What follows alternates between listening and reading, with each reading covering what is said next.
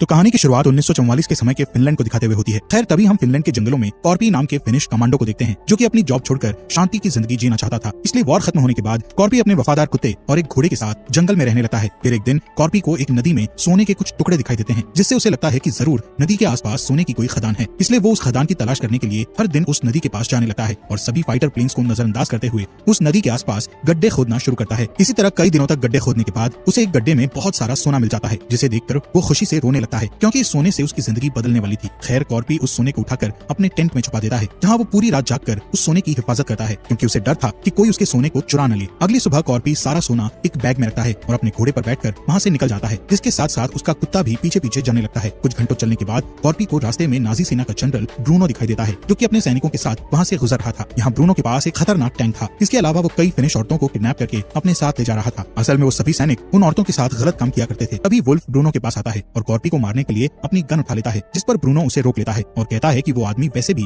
अपनी मौत के पास जा रहा है, क्योंकि हमारी एक टुकड़ी पीछे आ रही है। इसके बाद कॉर्पी वहाँ से आगे बढ़ता है, जहाँ उसे कई लाशें दिखाई देती है। खैर थोड़ी दूर जाने के बाद कॉर्पी को एक ट्रक दिखाई देता है, जिसमें 4 नाजी सैनिक होते हैं। वो सैनिक कॉर्पी को घोड़े से उतरने को कहते हैं और फिर उसका बैग चेक करते हैं, जिसमें उन्हें कॉर्पी का सोना दिख जाता है। इसलिए वो सोने को अपने पास रखने का सोचते हैं। तब कॉर्पी समझ जाता है कि वो लोग उसका सोना लूटकर उसे मार डालेंगे, इसलिए वो सबसे पहले अपने कुत्ते से भागने को कहता है, जिससे भागता हुआ देख एक सैनिक उस कुत्ते को शूट करने लगता है, पर कुत्ते को एक भी गोली नहीं लगती है और वो वहाँ से भाग जाता है। इसके बाद एक सैनिक कॉर्पी को बूढ़ा बोलते हुए उसे गोली मारने की कोशिश करता है, लेकिन तभी कॉर्पी अपना चाकू निकालकर उसके सिर पर मार देता है, जिससे उस सैनिक की वहीं पर मौत हो जाती है। तब दूसरे सैनिक बदला लेने के लिए उसके साथ लड़ने की कोशिश करते हैं, लेकिन कॉर्पी तेजी से आगे बढ़ता है और अपने चाकू से उन्हें मारने लगता है। साथ ही वो एक सैनिक की बॉडी को ढाल बनाकर गोलियों से बचने लगता है, जिसके बाद वो एक सैनिक को हेलमेट से पीट कर मार डालता है। तभी बचा हुआ सैनिक उसे पीछे से पकड़ने की कोशिश करता है, जिससे कॉर्पी उसका हाथ मोड़ देता है और उसे अपनी गन से शूट करके मार डालता है।